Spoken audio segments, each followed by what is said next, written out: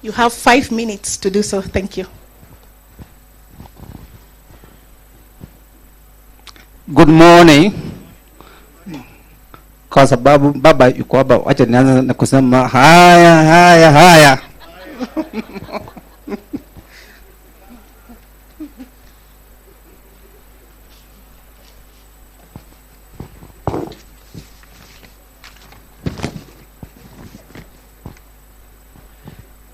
Because of time, I would be very brief.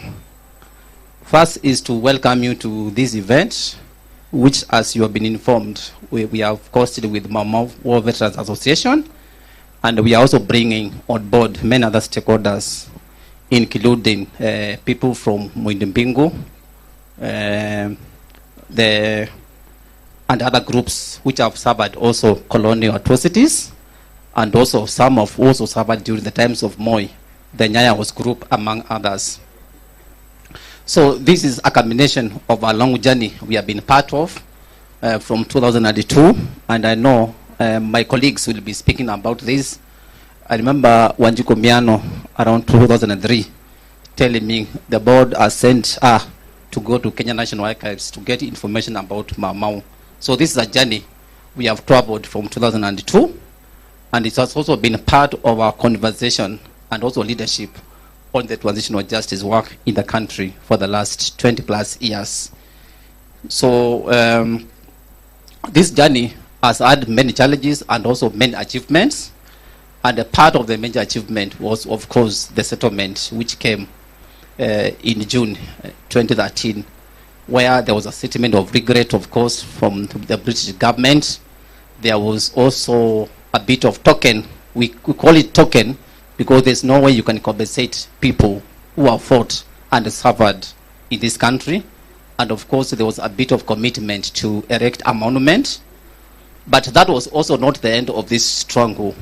And that's why, since then, we have been doing a lot of other things with the Mau War Veterans Association, and which is part of today's agenda, where we are launching of course, the website, which we feel is critical, because a lot of information about atrocities which happened in the colonial period, and even others which happened after independence, a lot of that information is not available in many centralized places. So we feel that website was critical, and of course, together with the War Veterans Association, we came up with the idea of registering the Mau Foundation, which is going to take this work forward for posterity. And of course, Mzee Ngitu has also done a very powerful book, which is also going to be part of the launch. So partly, part of the agenda today is also to celebrate Mzee Ngitu for the great work he has done for the last 60 years plus. He's always an inspiration to us, because he was telling me in the morning, he got into this struggle when he was 17, and now he's past 90 years. You can see this kind of commitment to change things in the country. So, Mzee, you remain our inspiration, and you remain our mentor, and that's why part of today's agenda is to celebrate also your leadership and also work in the struggle.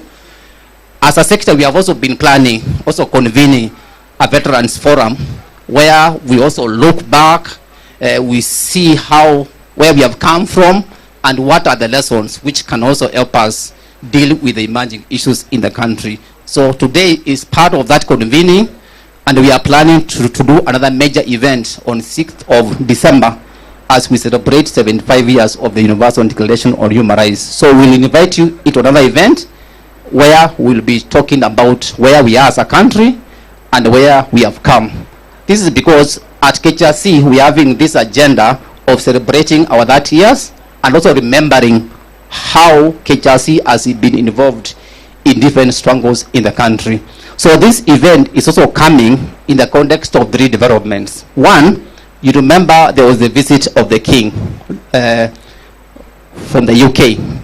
And when he came here as KHRC, we issued a statement and also a petition which we submitted to the British High Commission demanding a number of things. Of course, the first one was unconditional public apology for the atrocities which were committed by the British government. what we got, as usual, was a statement of regret, which we believe very strongly is not an apology. An apology is a public acceptance of guilt and also a commitment to provide redress. And compare this to what happened in Tanzania when the German chancellor was in the country the same week, last week. He admitted and said that the German government was really ashamed of the atrocities they committed to Tanzanians, and they were willing to provide remedies on that. And of course, the other demand we made was about reparations for the atrocities which were committed. And it's not just during the colonial period. We are also talking about atrocities committed by the British government and also British citizens and also British corporations in the country since we got independence, because KHRC has been working on a lot of corporate-related atrocities committed by the British companies. So we are looking at all the atrocities committed by the actors from Britain from 1895 to date. So there was very little conversation about the atrocities which have been committed after we got independence. So we are still pushing for those demands, and we hope the British High Commission and the British government is going to call us for a meeting as they indicated when we issued the statement last week. Number two, this is also coming in a context where on Friday last week we had a field visit with the Senate Committee in charge of Legal Affairs and Administration of Justice in Ngelani, where Mwenye was also leading a struggle in 1938. So we are happy the Senate has also taken up this issue of dealing with colonial atrocities, and they also committed to have a process where they are going to document and deal with everything the British government did in the country during the period they were here as colonizers. And of course, the final context is what happened yesterday, where we got a settlement for the atrocities which were committed by the Patel company in Nakuru. You remember the dam which caused a lot of deaths in 2018. We have been part of that struggle, and yesterday we had a bit of settlement where the government also committed to pay remedies to more than 50 people who lost their loved ones and others who lost their lives. So what we are saying is when it comes to dealing with past atrocities and also emerging injustices, we remain very committed until justice is delivered according to UN guided principles on the right to remedy, which talks about effective reparations, unconditional apology, rehabilitation, which is providing psychosocial support to people who suffer in those struggles, and of course the satisfaction, the process of negotiation when it comes to these atrocities. The people who suffered must be involved and must be satisfied. And finally, because of moving things forward, there must be a guarantee of national reputation, because there's no point of providing remedies for the past and you continue committing human rights violation within the current and the future context.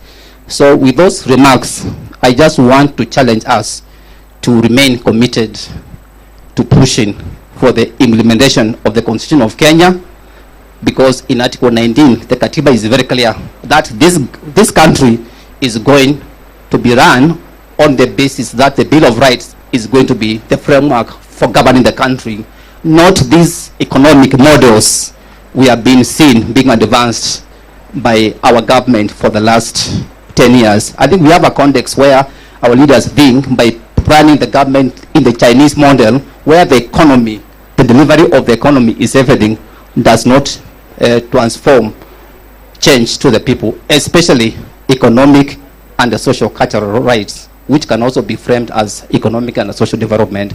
So with those few remarks, I want to wish us a very insightful conversation and indicate that we are going to be having more and more engagements. So Mzee Ngitu, we congratulate you and salute you for the investment, political investment you have put into this struggle, and of course Baba, our chairman David are there, and the many others who are in this space. Thank you so much.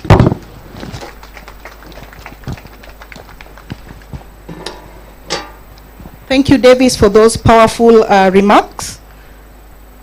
Indeed, our wazees are in their sunset years, and therefore the need to keep memories alive And that's one of also the reasons why we are here today. So without taking much more time, I will invite Mr. Michael Mwenye, who is the coordinator, Mau Mau War Veterans Association, to also make his remarks in 5 minutes. Welcome.